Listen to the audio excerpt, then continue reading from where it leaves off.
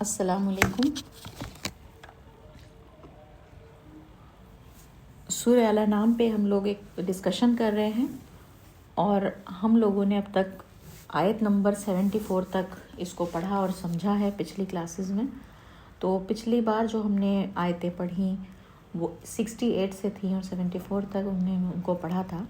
تو جیسا کہ آپ لوگوں کو یاد ہے پچھلا جو بھی موضوع آ رہا ہے سورہ الانعام کا، یہ آیت مکہ میں نازل ہوئی تھی۔ تو یہ قریش جو رسول اللہ صلی اللہ علیہ وسلم جن کے سامنے جو ان کی قوم کے لوگ تھے، قریش کہتے تھے ان کو، قبیلہ جس پر یہ دعوت دیتے تھے رسول اللہ صلی اللہ علیہ وسلم، تو قریش کو بتایا جا رہا ہے۔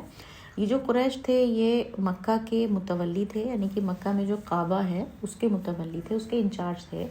اور مکہ میں جب لوگ حج کرنے آتے تھے جگہ جگہ سے تو وہ سارا ارینجمنٹ دیکھتے تھے۔ اس وجہ سے ان کو بہت زیادہ نیکی والا لوگ، بہت زیادہ نیکی کا ان کو رتبہ ملا ہوا تھا۔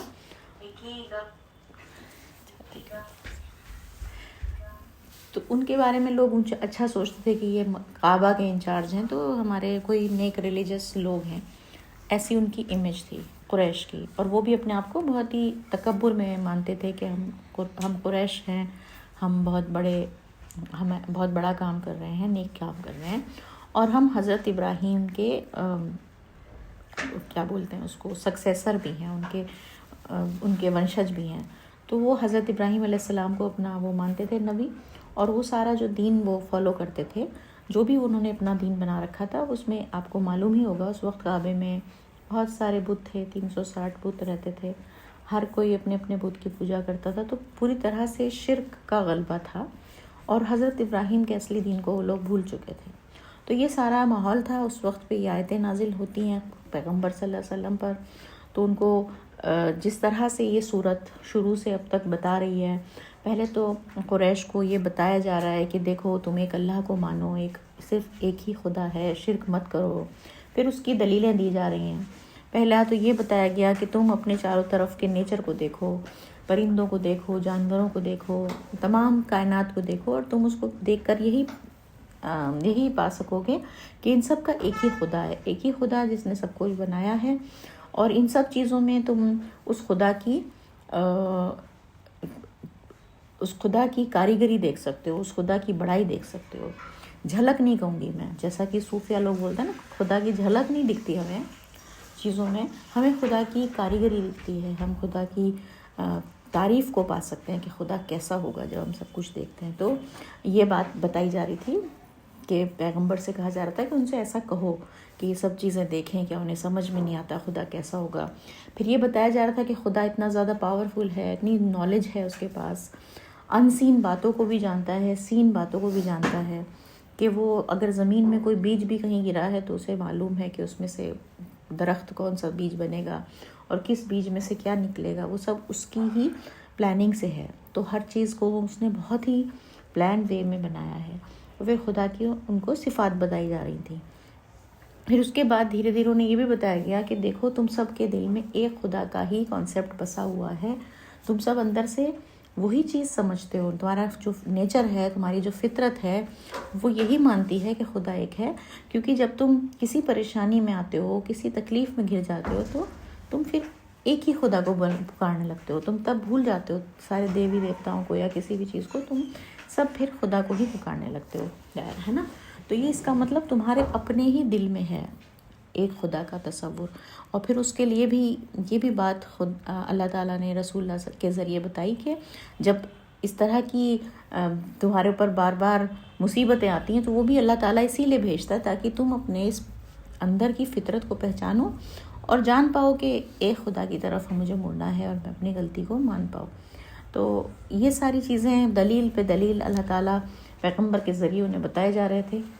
پھر یہ آپ نے پچھلی بار بھی پڑھا کہ خدا نے ساری اپنی صفات کے بارے میں بتایا کہ جو کچھ بھی تم کر رہے ہو، تم بھلے ہی لگتا ہے کہ تم آج آزاد ہو اور سب کر رہے ہو، لیکن ہر چیز پر غالب خدا ہی ہے، اور اس کو اگر تم سمجھو گے تو تمہاری ہی کامیابی ہے، اور اگر تم نہیں سمجھو گے تو اس میں تمہارا ہی نقصان ہے. مین ہم اس طرح سے پڑھتے ہوئے آ رہے تھے.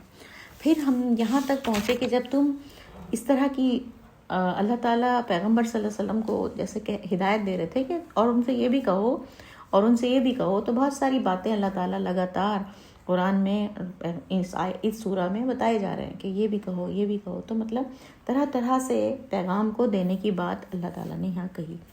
پھر یہ کہا کہ جب تم لوگوں کو دیکھو، جب اتنی ساری باتیں تو سب ٹھیک ہیں، لیکن جب تم دیکھو کہ وہ لوگ سنجیدہ نہیں ہیں، سیریس نہیں ہیں، باتوں کا مذاق بناتے ہیں، چیزوں کو گہرائی سے سوچنا نہیں چاہتے، اپنی مستی میں مگن ہیں، تو پھر ان سے الگ ہو جاؤ. یہاں تک کہ جب وہ بات کرنا بھول جائیں تو پھر واپس چلے جاؤ. مطلب جب تم ساری بات انہیں سمجھا رہے ہو، لیکن اگر تمہیں محسوس ہو رہا ہے کہ ان کا جو مائنڈ سیٹ ہے اس وقت وہ مستی مذاق کے موڈ میں، کئی بار لوگ ہوتے ہیں نا، آج کل بھی ایسا ہوتا ہے، بہت زیادہ سائنس نے ڈیولپمنٹ کر لیا تو کافی لوگ ایسا بھی کہنے لگتے ہیں ارے کچھ نہیں پتا خدا ہے بھی کہ نہیں ہے، یہ سب تو ایسے ہی بن گیا. آپ سائنس پڑھی ہوگی، سائنس میں دیکھا ہوگا کیسے سب بنتا ہے اور کیسے ختم ہو جاتا ہے، تو کوئی موت کا، کوئی جنت دوزخ کی کوئی ہمیں وہ نہیں ہے. یہ سب چیزیں تو اپنے آپ ہو رہی ہیں. کافی لوگ سائنس پڑھنے کے بعد بھی ایسی باتیں کرتے ہیں، اور سائنس کے علاوہ بھی کافی لوگ اور مذاق میں بھی لیتے ہیں کہ آخرت میں کچھ نہیں. تو جب اس طرح کی باتیں ہو رہی ہیں تو ہمیں اس وقت پہ اپنی باتوں کو نہیں کرنا چاہیے، چپ رہنا چاہیے. یا پھر کبھی ہم نے جیسے یہ ذکر کیا تھا کہ کچھ لوگ جو ہیں ہوتے تو دیندار ہیں، لیکن انہوں نے اپنی دین کو تماشا سمجھ رکھا ہے کہ چھوٹی موٹی نماز پڑھ لی، روزے رکھ لیے تو وہ سمجھیں گے کہ ہم تو بہت دیندار ہیں، اور باقی زندگی انہوں نے اپنے حساب سے کاٹنی ہے. یہ نہیں دیکھنا ہے کہ اللہ تعالیٰ نے کیا کہا ہے، کس طرح زندگی گزارنی ہے، کیسا اخلاق ہمارا ہونا چاہیے.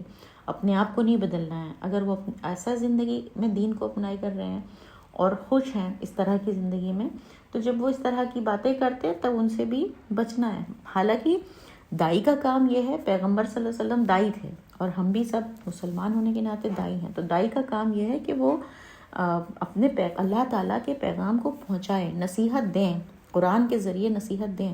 لیکن یہ دیکھیں کہ کس کا مزاج اس وقت کیسا ہے، کون سیریس ہے کون نہیں ہے، کون سننا چاہ رہا ہے کون سمجھنا چاہ رہا ہے.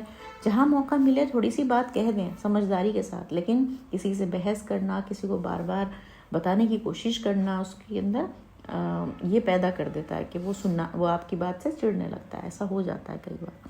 ایک بار اگزامپل دیتی ہوں. ایک بار ایک فیس بک پہ میں نے کوئی پیج دیکھا، اس میں کوئی بہت ہی زیادہ یونیک بات مجھے پتہ چلی یونیورس کے بارے میں، کہ یونیورس میں ایسے ایسے ہے کہ اتنے سارے جو پارٹیکلز ہیں یونیورس میں، جو ذرے ہیں یونیورس میں، وہ ان کا جو ہے نا، انہی کے جو پارٹ ہے وہ ہمارے بالوں میں بھی وہی ایلیمنٹس پائے جاتے ہیں جو اسپیس میں پڑے ہیں. مطلب جیسے سمجھ لو جو ستاروں کی دھول ہے وہ ہمارے بالوں میں ملتی ہے موٹے موٹے طور پہ ایسا. تو ایسی کوئی ریسرچ مجھے ملی، تو میں پڑھ رہی تھی اس پہ فیس بک پہ، تو مجھے بہت ہی عجیب لگا کہ دیکھو اللہ تعالیٰ نے کہاں کیا کیا چیزیں کیسے کیسے بنائی ہوں گی. تو میں نے اس میں جیسے کامنٹ سیکشن میں لکھ دیا کہ خدا کی بڑائی ہے کہ اس نے اتنی بڑی کائنات بنائی اور کس کس طرح سے اس نے ایک ایک چیز کو الگ الگ طرح یوز کیا. میں نے جب ایسا لکھا تو تھوڑی دیر بعد اس کے کامنٹس میں جواب آنے لگے. مجھے لوگ کہنے لگے کہ تم بیوقوف ہو کیا، خدا کو مانتی ہو، یہ وہ اس طرح کی الٹی سیدھی باتیں. تو اس وقت پہ وہی بات تھی کہ وہ لوگ اپنے آپ کو اس موڈ میں نہیں تھے کہ میری بات کو سنیں، اور میں اگر وہاں بحث کرنے لگتی، ان کو جواب پہ جواب دینے لگتی، تو وہ بھی میری حکمت صحیح نہیں تھی جیسا اللہ تعالیٰ نے چاہا. اللہ چاہتا ہے کہ ہم نصیحت کریں یا ہم بتائیں صحیح بات کو، لیکن ہم غلط ٹائم پہ بحث نہ کریں. یہ بات بہت ضروری ہے جو ہم نے پچھلی دفعہ پڑھی. اور نصیحت کرنا ضرور ہے، کیونکہ ہمیں دائی ہونے کے ناطے اس بات کی فکر ہونی چاہیے کہ ہماری آخرت اور اس انسان کی آخرت، سب کی آخرت سدھر جائے. ہمارے دل میں درد ہونا چاہیے، ہمیں یہ پریشانی ہونی چاہیے کہ ایسا نہ ہو کہ یہ جہنم میں چلا جائے. تو ہمیں ساری دنیا کے لیے درد ہونا چاہیے. تو اس لیے دعوت کا کام کرنا، کسی کو صحیح بات بتانا ضروری ہے، لیکن اسی طرح بتانا چاہیے کہ ہمارے دل میں درد ہو. اس کے لیے اپنے آپ کو بڑا سمجھ کے نہیں بتانا چاہیے کہ میں تو جانتا ہوں اور یہ نہیں جانتا، تو میں اس کو حقیر سمجھوں یا اس کو چھوٹا سمجھوں کہ ارے ایسے مت کرو، ایسے کرو. یہ طریقہ غلط ہے. جہاں ہمارا طریقہ یہ ہو جائے گا دوسرا آدمی ہم سے کٹ جائے گا. ہمارا طریقہ بہت ہی محبت والا، بہت نرمی والا، بہت ہی زیادہ ویل وشنگ والا، کہ ہم اس کے لیے بھلائی چاہتے ہیں، تب ہم دعوت دے سکتے ہیں یا بتا سکتے ہیں کسی کو. دعوت کا مطلب کسی باہر والے کو نہیں، اپنے گھر میں بھی ہمیں کئی بار بتانی پڑتی ہیں باتیں. تو اپنے گھر میں بھی ہم اسی طرح سے باتوں کو بتائیں اور کوشش کریں. پھر ہم نے اور ایک بات یہ بھی سمجھی تھی کہ اللہ تعالیٰ نے کہا نبی صلی اللہ علیہ وسلم سے کہ ان سے یہ بھی کہو. ایک اور دلیل دی. کیا دلیل دی؟ کہ ان سے یہ بھی کہو کہ اگر تم اللہ کو چھوڑ کر دوسرے لوگوں کو پکارتے ہو، دوسری چیزوں کو اپنا خدا بناتے ہو، تو تمہیں اس سے کوئی فائدہ نہیں، کیونکہ تمہاری پرابلمس کو سننے والا، اس کو سولو کرنے والا تو ایک خدا ہے. اس کے علاوہ کسی کے پاس طاقت ہے نہیں. باقی سب چیزیں تو جو تم کر رہے ہو وہ سب واپس ہی آ رہی ہیں تمہارے پاس. مطلب کوئی اس کا یوز نہیں ہو رہا جہاں تم اس کو پوجا کر رہے ہو، یا جہاں تم اس کی کسی کی تعریف کر رہے ہو، کسی کو محبت کر رہے ہو کہ میرے کام آئے گا، یا پیسے کو تم سمجھ رہے ہو کہ یہ میرے کام آئے گا، اسے سنبھال کے رکھ رہے ہو، تو وہ ساری چیزیں تمہارے کچھ کام نہیں آنے والی خدا کے سوا. تو اللہ تعالیٰ نے ایک ایگزامپل دے کے رسول اللہ کو بتایا کہ اس طرح سے ان سے کہو کہ جیسے ایک جنگل یا بیابان ہے کوئی، یا کوئی ڈیزرٹ ہے، وہاں پہ تم بھٹک گئے ہو، تم اپنا راستہ بھٹک گئے ہو، اور تمہارے ساتھی جو ہیں وہ تمہیں آواز دے کر بلا رہے ہیں کہ بھائی ادھر آ جاؤ، تم غلط راستے پہ جا رہے ہو، ادھر آ جاؤ. تو وہاں پہ تم کیا کرو گے؟ فوراً پلٹ کے آ جاؤ گے کہ ہاں میں غلط چلا گیا. اب یہاں کیا ہو رہا ہے؟ تم یہاں پہ خدا نے اپنی اس بات سے مثال کے طور پہ بتایا کہ یہاں اب کیا ہو رہا ہے کہ تم بیابان میں بھٹک تو گئے ہو، تمہیں بلایا بھی جا رہا ہے، نبی تمہیں بار بار بلا رہا ہے کہ تم غلط راستے پہ ہو، تم اللہ کے راستے سے ہٹ گئے ہو، لیکن تمہیں وہ آواز سمجھ نہیں آ رہی کیونکہ دماغ بند کر دیا شیطان نے. تو اس وقت تو دماغ کھلا ہوا ہوتا ہے، جب ہم کہیں بھٹک جاتے ہیں اور ہمارے ساتھی بلاتے ہیں تو ہم فوراً آ جاتے ہیں. لیکن جب ہم خدا کے راستے سے بھٹک جاتے ہیں نا، تو ہمارا دماغ بند ہو چکا ہوتا ہے، کان بند ہو چکے ہوتے ہیں. تو جب ہمیں کوئی بلا رہا ہوتا ہے نا اللہ کی طرف کہ تم دیکھو غلط جا رہے ہو، تو ہمارے اوپر اثر نہیں ہوتا اس بات کا. بہت زیادہ کوشش کر کے ہمیں سن کے آنا پڑتا ہے، اپنے آپ کو دماغ لگا کے آنا پڑتا ہے کہ اچھا یہ بات ایسے ہے، کیونکہ وہ شیطان ہمارے اوپر قبضہ کرے بیٹھا ہوتا ہے، وہ سننے نہیں دیتا اس چیز کو. ہم اس بات کو سننے کے بعد بھی ہماری عقل پہ کیونکہ شیطان کا اثر ہوتا ہے، تو ہمیں بار بار وہ بات بھٹکاتا رہتا ہے، اس چیز سے ہٹاتا رہتا ہے. تو اسی لیے اس سوچ میں جو ہے یہ جو خدا کی جو آواز ہے یہ سنائی نہیں دیتی آدمی کو. تو اس بات سے اللہ تعالیٰ سمجھا رہے ہیں کہ جیسے جب تم جنگل میں بھٹک جاتے ہو یا کہیں بھی ایسی جگہ پہ بھٹک جاتے ہو اور آواز سن کے آ جاتے ہو، ایسے ہی اب جب تمہیں خدا کی طرف آواز دی جا رہی ہے تو تم آ جاؤ، تم شیطان کو ہٹا دو اپنے دماغ سے، کیونکہ اللہ کا ہی راستہ صحیح راستہ ہے. باقی جتنے بھی راستے تم چل رہے ہو وہ سب تمہیں بربادی کی طرف اور کہیں نہیں لے جا سکتے، صرف بربادی کی طرف لے کے جائیں گے. اور جو اللہ کا راستہ ہے وہاں پہ انسان کو یہ حکم ملا ہے کہ وہ اپنے آپ کو اللہ کے حوالے کر دے. تو ہمیں اس پہ بس اپنے آپ کو خدا کے حوالے کر کے چلنا ہے کہ جیسے جیسے وہ چلا رہا ہے ویسے ویسے چلتے جانا ہے. بس اپنے راستے میں اپنی وہ نہیں کرنی کہ ایسا کیوں ہوا، وہ ویسا کیوں ہوا، ہم نے تو اچھا کیا تھا، ہمارے ساتھ برا کیوں ہوا. بس اللہ سے ڈرتے ڈرتے نماز پڑھتے ہوئے اپنی عبادتیں کرتے ہوئے اللہ کے سپرد کر دینا ہے اپنے آپ کو. کیونکہ یہ بات اس آیت میں بتائی گئی تھی جو ہم نے پچھلے ہفتے پڑھی تھی کہ جس نے زمین اور آسمان کو حق کے ساتھ پیدا کیا، حق کے ساتھ، حق کا مطلب ہے میننگ کے ساتھ. اللہ نے ہر چیز کو میننگ فل بنایا ہے، کوئی بھی چیز میننگ لیس نہیں ہے ہماری ورلڈ میں. یہاں تک کہ ایک چھوٹا سا ایٹم، ایک چھوٹا سا ذرہ جب ہم اس کو دیکھتے ہیں تو اس کے اندر ایک سٹرکچر ہے جس میں پروٹون ہے، نیوٹرون ہے، الیکٹرون ہے، اور ہر کچھ اپنا اپنا کام کر رہا ہے. چھوٹا سا الیکٹران جو ہمیں آنکھ سے بھی نہیں دکھتا، مائکروسکوپ سے بھی نہیں دکھتا، وہ بھی جس طرح اللہ نے بتایا اس طرح گھوم رہا ہے. تو یعنی ہر چیز میں میننگ ہے، چھوٹی سے چھوٹی، بڑی سے بڑی. تو خدا نے اتنا میننگ فل دنیا بنائی کہ اس لیے تھوڑی نہ بنائی کہ ہم جو چاہے کریں. کوئی انسان اگر برا ہے تو برائی کرتا چلا جائے، اسے کوئی پکڑے نہ، ایسا تھوڑی نا. اللہ تعالیٰ نے یہ دنیا میننگ فل بنائی ہے. تو ضرور ایسا ہوگا کہ ایک دن آئے گا جب کہ اللہ تعالیٰ جو غلط کر رہے ہیں لوگ انہیں پکڑے، اور جو صحیح کر رہے ہیں ان کو ایوارڈ دیں. تو یہ تو پکی بات ہے جب ہم اس طرح سوچتے ہیں نا، کیونکہ کوئی چیز ویسٹ نہیں ہے. کوئی ویسٹ چیز ہوتی کہ ہاں بھائی ایسے ہی پڑا ہے، سب کھیل تماشا چل رہا ہے، یہاں پہ کچھ بھی رینڈم ہو رہا ہے، نیوٹرون پروٹون میں چلا جاتا ہے، کبھی پروٹون الیکٹرون میں بن جاتا ہے، کچھ بھی اگر ایسا ہوتا ہے، یا کبھی سورج بیچ میں ہے اور سارے جو پلینٹس ہیں وہ چاروں طرف ہیں، اور کبھی پلینٹ بیچ میں ہے اور سورج گھومنے لگا. اگر ایسے الٹ اپ ہو رہا ہوتا نظام، کبھی بھی کچھ بھی ہو رہا ہوتا، کبھی ستارے آپس میں ٹکرائے جا رہے ہیں، ایسا کچھ ہوتا تو ہم سمجھتے کہ ہاں یہ تو ایسے ہی سب چل رہا ہے، رینڈم ہٹ اینڈ رن چل رہا ہے، کبھی کوئی کسی کے مار رہا ہے، کوئی کسی کے. مگر کہیں کوئی ظلم نہیں ہے سوائے دنیا میں انسانوں کے. تو خدا کا یہ وہ ہے کہ وہ ضرور اس ظلم کو بھی ختم کرے گا، یہاں پہ ہونے والی گندگی کو بھی ہٹائے گا۔ تو یہ بات ہمیں سمجھنی چاہیے، ان لوگوں کو سمجھنی چاہیے جو راستے کو بھٹکے ہوئے چلے جا رہے ہیں، تو انہیں سمجھنا چاہیے کہ ایک حق پہ بنی ہوئی دنیا نہ حق پہ نہیں ختم ہو سکتی، وہ ضرور ضرور اس کی حکمت ہے کہ ایک دن ایسا آئے گا جب سور پھونکا جائے گا اور سب اس کے سامنے کھڑے ہو جائیں گے۔ تو یہ ساری چیزیں پچھلی کلاس میں ہماری ڈسکس ہوئی تھی۔ تو اتنی ساری دلیلیں اللہ تعالیٰ نے پیغمبر صلی اللہ علیہ وسلم کو بتائیں اور کہا کہ اس طرح سے ان کو بتاؤ اپنے لوگوں کو جن کو آپ دعوت دے رہے ہو۔ اور اسی طرح ہمیں بھی سیکھنا ہے کہ ہم جب دوسروں سے بات کریں تو ہم انہیں کس طرح سے باتیں بتائیں اور کیا کیا دلیل ہمارے پاس ہونی چاہیے جس کو کہ ہم لوگوں تک پہنچائیں۔ اب آج کی جو ورسز ہیں پھر انہی دلیلوں کو آگے بڑھا کے اللہ تعالیٰ نے پیغمبر صلی اللہ علیہ وسلم کے ذریعے حضرت ابراہیم کا ذکر کیا، کیونکہ یہ سارے جو لوگ تھے، جو قریش تھے، جو مکہ کے لوگ تھے، یہ حضرت ابراہیم کو اپنا وہ مانتے تھے، نبی، ان کے فالوور سمجھتے تھے اپنے آپ کو۔ تو اب حضرت ابراہیم کی بات کے ذریعے بھی ان کو سمجھایا جا رہا ہے کہ جب وہ آئے تھے تب کیا ہوا تھا اور تب بھی لوگوں نے ان کی بات نہیں مانی تھی۔ تو اس کے ذریعے بھی ایک یہ بھی ایک دلیل ہوتی ہے، ایک لاجک ہوتا ہے کہ اچھا ٹھیک ہے تم انہیں مانتے ہو تو اب ان کی بھی سنو، اب ان کے ساتھ بھی لوگوں نے کیا کیا کیا تھا اس کے ذریعے سمجھو۔ تو وہ سمجھایا جا رہا ہے ہمیں آج کی ورسز میں۔ تو ترجمہ میں پڑھتی ہوں آیت نمبر 74 کا۔ اور جب ابراہیم نے اپنے باپ آزر سے کہا، یعنی ان کے باپ کا نام آزر تھا، یہاں ایک تو یہ بات کلیئر ہو رہی ہے، حضرت ابراہیم نے، اور جب ابراہیم نے اپنے باپ آزر سے کہا کہ کیا تم بتوں کو معبود مانتے ہو؟ میں تم کو اور تمہاری قوم کو کھلی ہوئی گمراہی میں دیکھتا ہوں۔ تو اپنے باپ سے ان کی جو بھی کانورسیشن ہوئی اس میں ایک بات یہ بھی کہی کہ تم خدا کی جگہ بتوں کو عبادت کرتے ہو، یہ تو اگر ایسا ہے تو میں تو سمجھتا ہوں کہ تم بہت بڑی گمراہی میں ہو، تمہاری قوم بھی اور تم بھی۔ پھر اور اسی طرح ہم نے ابراہیم کو دکھا دی آسمانوں اور زمین کی حکومت، اور تاکہ اس کو یقین آ جائے۔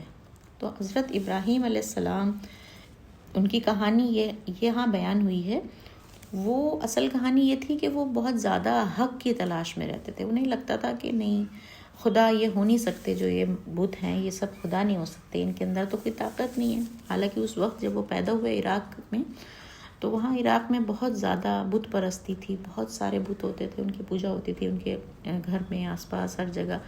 تو وہ یہ سب دیکھ کر پلے بڑھے، لیکن پھر بھی ان کے ذہن میں ایک ہمیشہ اسٹرگل چلتا تھا کہ نہیں یہاں پہ یہ چیز صحیح نہیں ہو سکتی، ضرور ہمارا خدا کوئی اور ہے اور یہ بت ان میں کوئی پاور نہیں ہے۔ تو انہوں نے جب سوچا اور بہت زیادہ اس بارے میں تحقیق کی تو اللہ تعالیٰ نے ان کی رہنمائی کی، انہیں ہدایت ملی اور وہ صحیح راستے کو پا گئے۔ تو جب انسان کوشش کرتا ہے اور اس بارے میں سوچتا ہے تو اللہ تعالیٰ ضرور اس کی ہیلپ کرتا ہے۔ تو حضرت ابراہیم کے ساتھ بھی یہی ہوا، اور جب وہ صحیح راستہ پا گئے تو انہوں نے اپنے باپ سے بھی کہی بات کہ بھئی تم لوگ بتوں کو مت مانو۔ اور اسی طرح پھر اللہ تعالیٰ نے کہا، اسی طرح ہم نے ابراہیم کو دکھا دی آسمانوں اور زمین کی حکومت، کہ پھر اللہ دکھا دی کا مطلب ہے انہیں سمجھ آ گئی ساری بات کہ سچائی کیا ہے۔ ابراہیم علیہ السلام کو اللہ نے رہنمائی دے دی تاکہ انہیں یقین آ جائے۔ پھر اگلی آیت ہے، پھر جب رات نے اس پر اندھیرا کر لیا، اس نے ایک تارے کو دیکھا، کہا یہ میرا رب ہے۔ پھر جب وہ ڈوب گیا تو اس نے کہا میں ڈوب جانے والوں کو دوست نہیں رکھتا۔ تو اب ان کا طریقہ بتایا جا رہا ہے کہ وہ اب ان کو یقین ہو گیا کہ خدا کوئی اور ہے، اور یہ سارے جو بت ہیں جن کی ہمارے یہاں پرستش کی جاتی ہے سب جھوٹ ہیں۔ تو پھر ان کا جو طریقہ تھا اپنے لوگوں کے ساتھ، وہ کس طرح انہیں بتایا کہ بھائی ایسے نہیں ہے، تم غلط سوچ رہے ہو، یہ طریقہ بتایا جا رہا ہے۔ وہ ان لوگوں کے ساتھ، ہمیں ایسا لگتا ہے کہ ان لوگوں کے ساتھ بیٹھے ہوئے تھے، رات کا وقت تھا، پھر رات میں جب انہیں ایک چمکدار، سب سے چمکدار والا ستارہ، اس ستارے کی ان کے یہاں عبادت ہوتی تھی، اس ستارے کو دیکھا تو انہوں نے کہا کہ یہ تو میرا رب ہے شاید، ہے نا، کیونکہ وہ سب اس کو رب مانتے تھے، خدا مانتے تھے۔ پھر لیکن صبح ہوئی تو وہ ڈوب گیا، تو پھر انہوں نے بولا ارے یہ تو ڈوب گیا، مجھے نہیں لگتا کہ خدا ڈوب سکتا ہے، اور میں ڈوبنے والوں کو دوست نہیں رکھتا۔ پھر ایسے ہی دوبارہ ایک بار ہوا، پھر جب اس نے چاند کو چمکتے ہوئے دیکھا تو اس نے کہا کہ یہ میرا رب ہے۔ پھر جب وہ ڈوب گیا تو اس نے کہا اگر میرا رب مجھ کو ہدایت نہ دے تو میں گمراہ لوگوں میں سے ہو جاؤں گا۔ تو وہی بات چاند کے ساتھ ہوئی کہ یہ تو ڈوب گیا، ایسے کیسے، یہ تو کوئی اور بات ہے، خدا مجھے تو ہدایت دے، مجھے تو سمجھ نہیں آ رہا، یہ میں بھی ورنہ چاند کی عبادت کرنے لگوں گا تو میں بھی گمراہ ہو جاؤں گا۔ پھر ایسے ہی سب سے بڑی چیز جو آسمان میں ہوتی ہے جب سب چیزوں کو پھیکا کر دیتی ہے، سورج۔ پھر جب سورج کو چمکتے ہوئے دیکھا، سورج کی پرستش کرتے تھے وہ لوگ بہت، تو کہا کہ یہ میرا رب ہے، یہ سب سے بڑا ہے۔ پھر جب وہ ڈوب گیا تو اس نے اپنی قوم سے کہا اے لوگوں، میں اس شرک سے بری ہوں جو تم کرتے ہو۔ تو اپنی قوم کو انہوں نے باقاعدہ دکھا کر سمجھایا کہ دیکھو یہ چیزیں جن کی تم عبادت کر رہے ہو، یہ چیزیں ڈوب جانے والی ہیں، ختم ہو جانے والی ہیں، غائب ہو جانے والی ہیں۔ تو خدا جو ہم سب کا مالک ہوگا وہ ایسا کیسے ہو سکتا ہے کہ وہ ڈوب جائے یا وہ ختم ہو جائے، اس کی پاور کو کوئی چھین لے؟ تو میں تو تمہارے اس چیز میں ساتھ نہیں دیتا، تم اگر ان چیزوں کو خدا مانتے ہو، میں تمہارے شرک سے بری ہوں۔ میں نے اپنا رخ یکسو ہو کر اس کی طرف کر لیا جس نے آسمانوں اور زمین کو پیدا کیا ہے، اور میں شرک کرنے والوں میں سے نہیں ہوں۔ تو انہوں نے کھلے میں اعلان کیا کہ دیکھو میں تو تم لوگوں کے ساتھ نہیں ہوں، میں صرف اور صرف اس خدا کو مانتا ہوں جس نے زمین اور آسمان کو پیدا کیا ہے، جو سب سے طاقتور ہے، جس کو کوئی ڈبو نہیں سکتا، جس کو کوئی ختم نہیں کر سکتا، اور میں اپنا رخ اسی کی طرف کرتا ہوں، میرا سارا جو فوکس ہے وہ اسی کی طرف ہوگا، میں تمہارا ساتھ ہی نہیں بن سکتا۔ تو اپنی قوم کو انہوں نے اس طرح سے حجت تمام کی، مطلب انہوں نے ایک طرح سے ایسی دلیلیں دی کہ اس کے سامنے ان کے پاس کوئی پوائنٹ نہیں رہا بتانے کے لیے کہ کیا کہا جائے۔ اس طرح کی وہ کر دی، ان کو دلیلیں دے کے ان کو لاجواب کر دیا۔ پھر آیت نمبر 80 اسی کا سلسلہ چل رہا ہے۔ پھر کیا ہوا؟ اور اس کی قوم اس سے جھگڑنے لگی۔ تو ظاہر سی بات ہے وہ جو قوم جو لوگ اس چیز میں مبتلا تھے، شرک میں، انہیں بہت برا لگا کہ یہ کیسی باتیں کر رہا ہے، وہ ان سے جھگڑنے لگے۔ اس نے کہا کیا تم اللہ کے معاملے میں مجھ سے جھگڑتے ہو، حالانکہ اس نے مجھے راہ دکھا دی ہے، اور میں ان سے نہیں ڈرتا جن کو تم اللہ کا شریک ٹھہراتے ہو، مگر یہ کہ کوئی بات میرا رب ہی چاہے۔ میرے رب کا علم ہر چیز پر چھایا ہوا ہے، کیا تم نہیں سوچتے؟ تو انہوں نے، ابراہیم علیہ السلام نے کتنی بڑی بات کی کہ دیکھو تم ان چیزوں پہ مجھ سے بحث نہ کرو، اللہ نے مجھے راہ دکھا دی ہے، میں سب چیز مجھے سمجھ میں آ گئی ہے، اب تم جو بحث کر رہے ہو۔ وہ اصل میں کیا کہہ رہے تھے کہ نہیں ایسے مت بولو، اگر یہ بت ناراض ہو گئے تو تمہارے ساتھ برا ہو جائے گا، یہ تمہیں بیمار کر دیں گے، تمہارے اوپر کوئی سنکٹ آ جائے گا، جیسے بولا جاتا ہے عام طور پہ۔ تو انہوں نے کہا میں ان سے نہیں ڈرتا، ان کے اندر کوئی طاقت نہیں ہے، تم اگر اللہ سے نہیں ڈر رہے ہو، تم اللہ کا شریک ٹھہرا رہے ہو، ان کو ڈرنا تو تمہیں چاہیے، میں کیوں ڈروں ان سے؟ میرا رب تو سب کچھ جانتا ہے، وہ سب کچھ دیکھ رہا ہے، سب سے پاورفل ہے، تو میں کیوں ڈروں، جبکہ تمہیں ڈرنا چاہیے۔ ٹھیک ہے، اللہ نے تمہیں اس کے بارے میں کچھ نہیں کہا تھا کہ تم ان ستاروں کی اور سورج کی اور چاند کی پوجا کرو، تم کیوں کرنے لگ گئے؟ یہ تمہاری غلطی ہے۔ اور میں کیوں کر ڈروں تمہارے شریکوں سے، جبکہ تم اللہ کے ساتھ ان چیزوں کو خدائی میں شریک ٹھہراتے ہوئے نہیں ڈرتے جن کے لیے اس نے تم پر کوئی سند نہیں اتاری۔ اب دونوں فریقوں میں سے امن کا زیادہ مستحق کون ہے؟ اگر تم جانتے ہو تو اب تم خود سوچو کہ کون زیادہ سکون میں رہ سکتا ہے۔ خدا جو پاورفل ہے، اس کو تم نے وہ کر دیا ہے، مطلب اس کے خلاف کام کیا ہے، تمہیں زیادہ فکر ہونی چاہیے۔ مجھے کیوں فکر ہوگی، میں تو اطمینان میں ہوں نا۔ امن مجھے زیادہ ہوگا یا تمہیں جاننا چاہیے اس بات کو۔ جو لوگ ایمان لائے اور نہیں ملایا انہوں نے اپنے ایمان میں کوئی نقصان، انہی کے لیے امن ہے اور وہی سیدھی راہ پر ہیں۔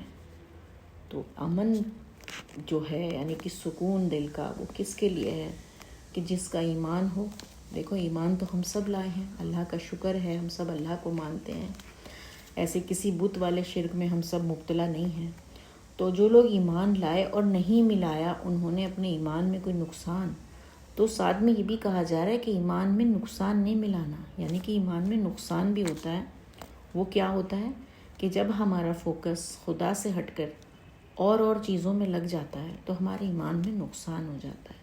جب ہم زندگی کی اور چیزوں کو زیادہ امپورٹنٹ سمجھنے لگتے ہیں تو ہمارے ایمان میں نقصان ہو جاتا ہے۔ تو ہمیں اگر اب اپنے لیے امن چاہیے اور ہم چاہتے ہیں کہ ہم سیدھی راستے پہ ہوں تاکہ ہم آخرت میں کامیاب ہوں، تو ہمیں ایمان تو لانا ہے، ساتھ ساتھ اس میں کوئی نقصان بھی نہیں ملانا، اور کیونکہ اسی کے لیے امن ہے اور وہی سیدھے راہ پر ہیں۔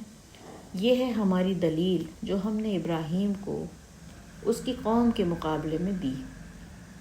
ہم جس کا درجہ چاہتے ہیں بلند کر دیتے ہیں، بے شک تمہارا رب حکیم اور علیم ہے۔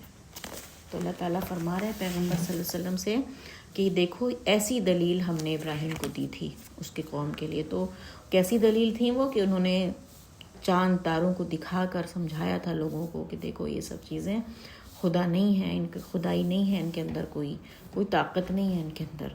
اور ابراہیم علیہ السلام کو یہ دلیلیں اللہ تعالیٰ نے سکھائی تھیں، اور اللہ تعالیٰ نے ابراہیم علیہ السلام کا درجہ بلند کرا تھا کیونکہ وہ توحید کو لے کر کھڑے ہوئے تھے، وہ سچے ایمان کو لے کر کھڑے ہوئے تھے۔ تو اللہ تعالیٰ جو ہے وہ پیغمبر صلی اللہ علیہ وسلم کو ان کے اگزامپل سے بتا رہے ہیں کہ کیسے ان کے حالات گزرے۔ تو ان آیتوں سے ہمیں یہ سمجھ میں آیا، اور ہم نے اپنے لیے بھی اس میں بہت ساری چیزیں سیکھیں کہ ہمارا جو جیسے کہ میں نے سب سے پہلے تو یہ سیکھا کہ کیسے انہوں نے جب بات کی اپنی قوم سے تو انہوں نے ان کو اس طرح سے دلیلیں دیں کہ وہ قوم ہی لاجواب ہو جائے، سمجھ ہی نہ پائے کہ اس کا کیا جواب دینا چاہیے، اور ان کے واقعی سمجھ میں نہیں آیا، اسی لیے وہ گھبرا گئے اور پھر بحث کرنے لگے کہ بھئی ایسا کیوں کر رہے ہو، ہمارے سارے بھگوان ناراض ہو جائیں گے، عذاب آ جائے گا، تم ایسی باتیں کرو گے تو ہمارے ملک پہ عذاب آ جائے گا، تمہاری وجہ سے بیماریاں پھیل جائیں گی۔ تو وہ اس بات پہ انہوں نے کہا کہ کوئی بھی جو انسان توحید پہ ہوگا نا، جو ایک اللہ کو مانتا ہوگا، تو وہ یہی کہے گا کہ بھئی ان سے کوئی ڈرنا کیوں ہے، تمہیں ڈرنا چاہیے اس رب سے جس کے پاس ساری طاقت ہے۔ تم نے اس رب کو تو ناراض کر رکھا ہے، اس کے لیے تو تم نے اتنے سارے وہ پارٹنرز بنا لیے کہ اس کے خدائی میں تم نے اتنے سارے شریک بنا لیے جس کا اس نے منع کیا تھا، تب تم نہیں ڈر رہے، لیکن ان چھوٹے چھوٹے جو بت ہیں ان کے اس سے ڈر رہے ہو، ان کی توہین سے ڈر رہے ہو۔ تو تمہارے یہ جو سوچ ہے اس کو بدلنا ہے، تمہیں اپنا جو ڈر ہے صرف ایک خدا کے لیے کرنا ہے۔ تو توحید کا مطلب یہ ہے کہ ہم صرف ایک خدا سے ڈریں اور کسی چیز کا ڈر ہمارے دل میں نہ ہو۔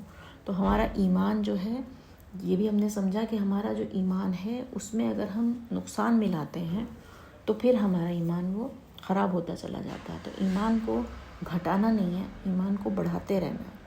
گھٹتا جب ہے ایمان جب ہم ایک خدا سے اپنا بھروسہ کم کر کے اور چیزوں پہ بھروسہ کرنے لگتے ہیں، اور چیزوں کو اس کے مقابلے پہ برابر سمجھنے لگتے ہیں۔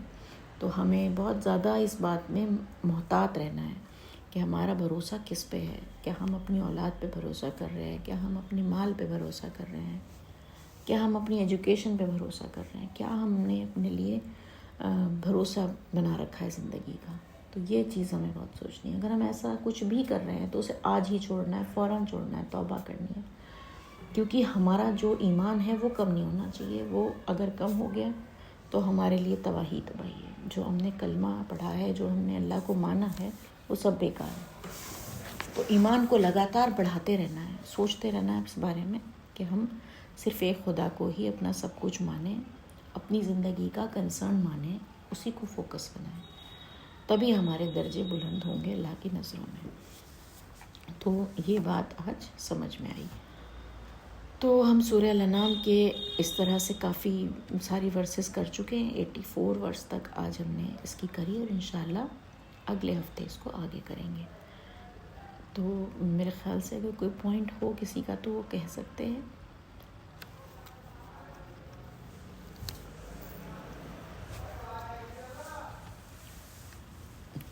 دعا کر لی جاتی ہے، دعا کرتے ہیں۔ الحمدللہ رب العالمین الرحمن الرحیم مالک یوم الدین ایاک نعبد و ایاک نستعین اہدنا الصراط المستقیم صراط الذین انعمت علیہم غیر المغضوب علیہم ولا الضالین آمین۔ یا اللہ، ساری تعریف اور سارا شکر صرف تیرے لیے ہے۔ یا اللہ، ہم نے آج جو یہ آیتیں پڑھیں اس میں ہم نے جانا کہ تیری حکمت کیا ہے اور تو ہم سے کیا چاہ رہا ہے۔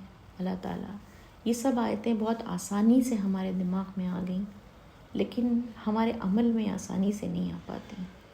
ہم اس چیز کو جب ہم اپنے لائف میں اپنے معاملات میں جاتے ہیں تو بھولتے چلے جاتے ہیں۔ یا اللہ، ہماری دعا ہے کہ ہمارے عمل اس قابل بنا دے۔ یا اللہ، ہمارے عمل میں یہ چیزیں جھلکنے لگیں، ہمارے اندر قرآن والی شخصیت بن جائے۔ یا اللہ، ہم تیرے ایسے نیک اور سچے بندے بن جائیں جن کے ایمان میں کوئی نقصان نہ ہو۔ یا اللہ، ہم جب اس طرح سے تیرے پاس پہنچیں، آخرت میں جب تجھ سے ملاقات ہو تو ہمیں شرمندگی نہ ہو۔ یا اللہ، جو موقع تو نے ہمیں اس دنیا میں دیا ہے، اتنے سارے سال ہم نے گزارے ہیں، یا اللہ یہ ہمارے ضائع نہ چلے جائیں۔ یا اللہ، ہم نفس مطمئنہ بن کے تیرے پاس پہنچیں اللہ پاک۔ یا اللہ، تو مدد فرما ہماری، اس جہاد میں ہماری مدد فرما۔ یا اللہ، یہ بہت بڑی کوشش ہے، دنیا کے ساتھ ساتھ دنیا کی مجبوریاں، دنیا کی ذمہ داریاں، دنیا کے ڈسٹریکشنز کے ساتھ ساتھ ہمیں اپنے آپ کو آخرت کی طرف فوکس رکھنا ہے۔ ہمیں پوری طرح سے صرف ایک ہی چیز کو اپنا کنسرن بنانا ہے، وہ ہے تیری بڑائی میں جینا، تیرے ڈر کے ساتھ جینا۔